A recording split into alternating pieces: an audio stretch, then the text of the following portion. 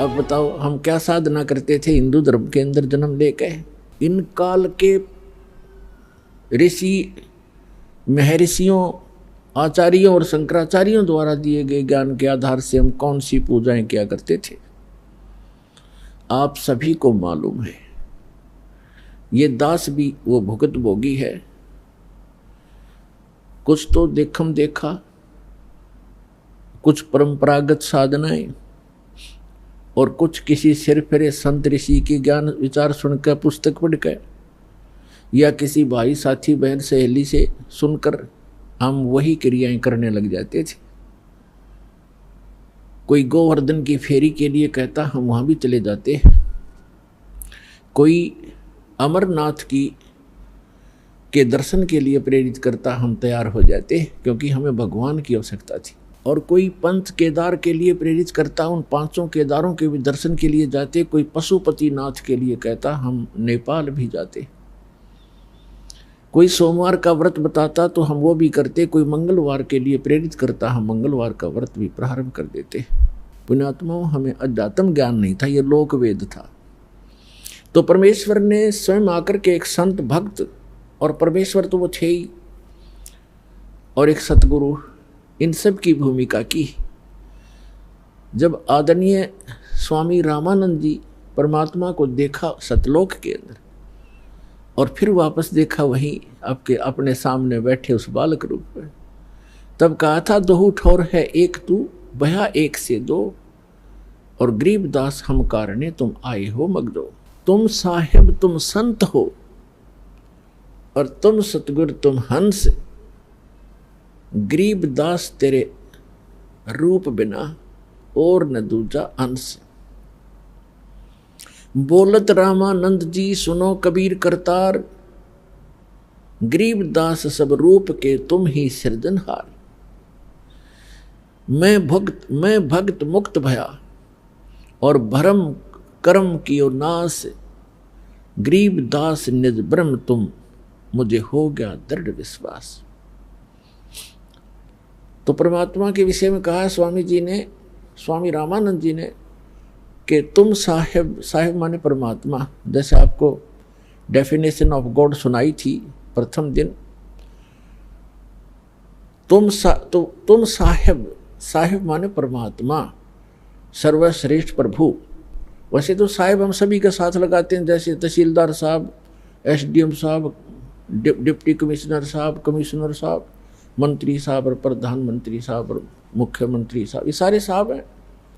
लेकिन in fact जब साहब पूछेंगे कि सुप्रीम कौन है, तो प्रधानमंत्री और उसके बाद माननीय राष्ट्रपति, ये हमारे साहब हैं, वो हैं असली साहब। तो इसी प्रकार ये अन्य देव जो हैं, श्री ब्रह्मा, श्री विष्णु, श्री शिव जी, ये एक विभाग के मंत्री एक ब्रह्मांड के अंदर ओनली। जैसे कोई राज्य का मंत्री हो और उसको हम प्रधानमंत्री की संज्ञा देते हैं, उसकी उपमा देते हैं, तो हमारी वो अज्ञानता का प्रतीक है, वो सच्चाई नहीं है। तो यहां क्या बताते हैं, तुम साहिब तुम संत हो, तुम सतगुरु तुम हंस। सतगुरु भी आप ही हो, यथार्थ ज्ञान देने वाले, और तुम हंस। एक भक्त का रोल, यानी एक भक्त ने कैसे रहना चाहिए, कैसी उसकी दिनचर्या हो, कैसा व्यवहार हो, कैसे उसका आचरण हो, कैसी बोली हो, और कैसे वो रह रहा हो, कैसे निर्वाह करता हो, उसके लिए परमात्मा कहते हैं, राज्य क्रमता राम की, रजा धरे जो शीस, दास गरीब दरस परस तिन बैठे जगदीश। कि जो परमात्मा ने आपके प्रारब्ध में लिख दिया, उसके आधार से आप जीना सीखो।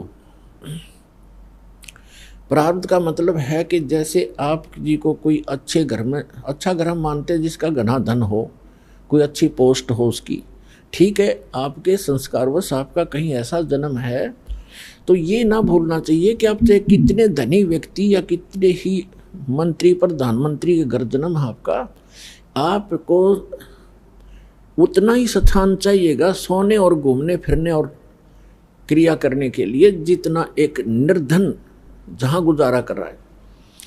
एक कक्ष में, एक मकान में 20 कक्ष हों ऊपर नीचे, तो उस व्यक्ति ने एक ही कक्ष में, एक रूम में, एक तख्त पर, बिल पलंग पर, उतने स्थान पर टाइम पास करना है। तो परमात्मा ने हर तरह से हमें समझाने की चेष्टा की है।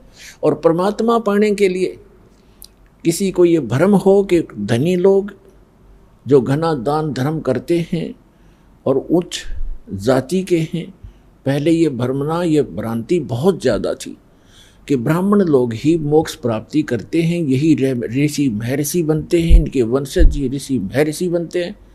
तो परमात्मा ने ये सारी फड़क निकाली थी, ये सारी भ्रांतियां निवारण करने के लिए एक गरीब जुल्हे की भूमिका की थी कि परमात्मा के भक्त को घड़ी जरूर आवश्यकता नहीं होती, और जब आवश्यकता होती है तो परमात्मा से कुछ छुपा नहीं, उसको सब पता होता है।